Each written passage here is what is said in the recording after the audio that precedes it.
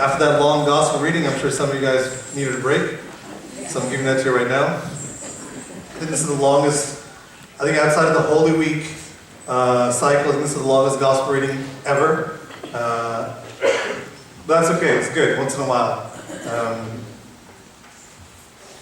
Let me tell you, just imagine for a second. Just close your eyes, or don't close it, just imagine for a second. I'm sure that today was probably hard for many of you. We woke up and we lost an hour of sleep. And let me tell you, it was the most painful thing in the morning, painful thing just to wake up this morning with an hour less of sleep. It was very, very painful for some of us, I'm sure. The only people who really benefit from daylight savings today are the people who work the night shift, because they actually really get to work one less hour. Is that true? Right? Everybody else, like, they do make it up later on in November, but that's beside the point. The point is that the only people who really benefit from this technically losing an hour, are the people who work the night shift. And it's painful, right? It's painful to wake up in the morning like this.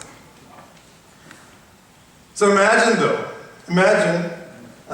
you're this, I'll just go with this, you're this hypothetical young man, maybe in college or high school. And you're sleeping in your bed, under the warm covers, and it's great, and you can't imagine anything greater than that. And then lo and behold, your mom walks in and says, "You're late, get up," and she throws open the curtains. And then what happens? It's painful, right? Some of you guys know this, right? It's painful. That burst of sun right in your face, right in your eyes, you start screaming like Dracula when he hits the light. It's really, really painful, right? And you're just wondering, you get angry. It hurts. Your eyes feel like they're on whatever it is. But it's just all of a sudden going from this darkness to this light, this comforting, nice sleep that I had, to being shaken awake. And it's aggravating. And it's painful. The problem is, aside from sleep, many of us are in darkness. And if you're in the darkness, it's very comfortable. Right? When you're in a movie theater, it's nice, it's dark, you see the movie, and then there's always that sign on the door, right, when you're walking out the theater that says what? Open door cautiously. Why? Open the door slowly. Why does it say that? Why does it say that? You might feel dizzy. Yeah, right? Because you're used to being in the dark room, and then you go outside, it's bright. I mean, this is if you watch a movie during the day at least. Right? And you go outside and it's bright and it's sunshine, your eyes are, you get like a migraine. It's very painful when you go from the darkness to the light. So many of us are comfortable in the darkness. But Christ said that I am the light. He even says that here in this gospel. As long as I am in the world, I am the light of the world. The problem is the world has gotten used to being in the dark. The world has gotten used to being in the dark. And so when the light shines on the world doesn't like it. It burns. It hurts. And we're just like that. We are also in the dark. And we've gotten too comfortable covering our heads, being under that blanket. And when that light comes in the room, all of a sudden it burns. And we get angry because we don't want to come out of the darkness. We'd rather stay in the darkness where it's cozy and it's comfortable. But Christ is telling us that we can't stay in that darkness for too long. Being in the darkness for that long, being in the darkness of this world, in the darkness of sin, is a very bad thing. And I don't know if I mentioned it here or not, but when I was in college, I used to work at a museum, a natural history museum. And there was this exhibit about these animals that lived completely in darkness. They never saw the light of day. They lived in these caves, underground, in these aquifers. They never saw the light of day. What do you think is the one physical characteristic that's different about those animals and all the other animals that live outside in the light? Anyone, what do you think? This is also a science lesson, that's true here. They're what? They're blind. Not only are they blind, some of them don't even have eyes.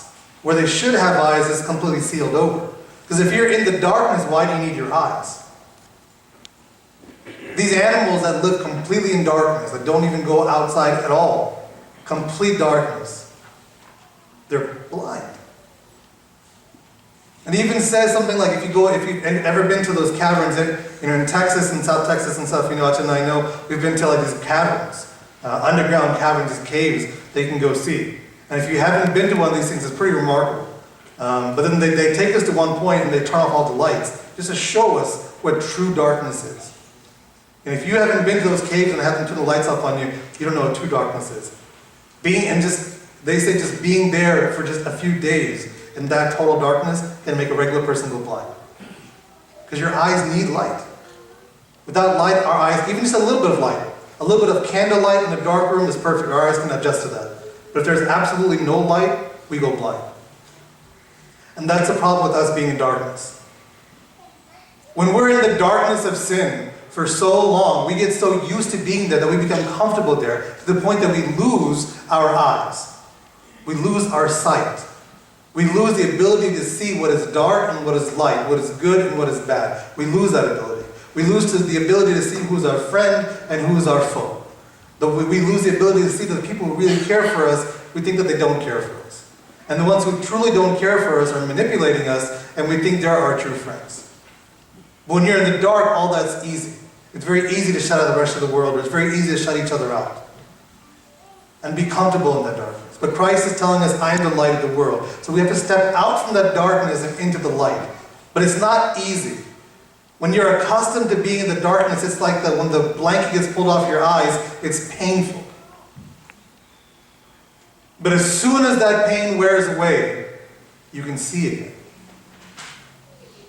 And you don't realize how blind you are. I think I used this example one time when I spoke about this. This idea is when I got glasses for the first time. I didn't realize how blind I was. Some of you don't know I wear glasses. I only wear them to drive, so that's okay. But when I put them on for the first time, I was like, I can actually read a street sign. And it's amazing. Until you actually get that new vision, you don't realize how blind you are.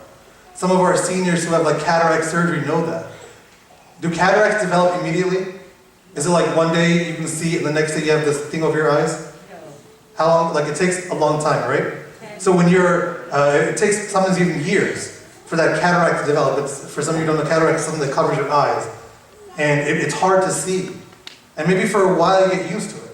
My mom had cataract surgery and she didn't even know she had cataracts for a while. Until she realized that, her arm isn't long enough for her to read. And then she's like, there's probably a problem there. My arm can't go any further for me to read. There's a problem there. Right? So then you go get it checked out. When you have that surgery and have the cataract removed, if anyone's had that surgery, you know, when you're able to see again, how remarkable is that difference from going from with the cataract to without the cataract. It's a big difference. The same thing is when we go from the darkness to the light, it makes a big difference. And during this Lenten journey, this journey that we keep using the word journey, Acha and I keep using this term journey. The journey is because we're moving from ordinary to extraordinary. We're moving from darkness, the darkness of sin, the darkness of our passions, of our anger, of our temptations, of those things that physically hold us back and spiritually hold us down. We're moving away from that, and we're moving into the light. And just like this blind person, the blindness is always associated with knowledge. People who are blind can't see that this blindness is something that's associated with knowledge. But Christ said to the Jews at the very end, they're asking him, the Pharisees with them said, are we blind also? And Christ said, if you were blind, you would have no sin. But now that you say we see, therefore your sin remains. That blind, they're the ones who know. When we know, there's no excuse. When we know and we have this knowledge, there's no excuse for our sin. There's no reason, there's no excuse for us to stay in the darkness. Because the light of the world has already come. Christ is that light. The light has already been illuminated. We've already been illuminated. We already have that knowledge. If we choose to stay in the darkness and rather than going into the light, that's where our sin remains. That's what Christ is trying to tell us. The light is there. All we have to do is choose to walk from out of the darkness and into the light. But many of us decide to stay in that darkness. This is comfortable. But when we stay in that darkness, our sin remains. So I pray that during this Lenten journey, let us walk from the darkness and into the light, leaving behind our sinfulness, leaving behind our passions, leaving behind our anger, leaving behind the hate, leaving behind all the jealousy, leaving behind everything that holds us back from one another, and all that holds us back from approaching that light of Christ. Because until you're in the light, you don't realize how good you have it. Just think about that blind man. He was blind from birth. If you told that blind man, asked him what his favorite color is, a man who was blind from birth, what is he going to say what his favorite color is? He has no idea. How do you describe what the color red is to someone who's born blind? How do you describe the color blue to someone who's born blind? To someone who's colorblind? But Christ opened his eyes, and we don't know how truly blind we are until we approach that light of Christ and ask him to open our eyes. So I pray that during this Lenten journey, 2 more weeks left. Spend these 2 weeks, if you haven't done so already, spend these 2 weeks in true fasting and prayer, asking God to take away the blindness of sin from our lives and allow us to walk into that light. And when you walk in that light, you look back and you say, why was I ever in that darkness? All praise and thanksgiving to the blessed Trinity, the Father, the Son, and the Holy Spirit, now and always and forever and ever. Blessed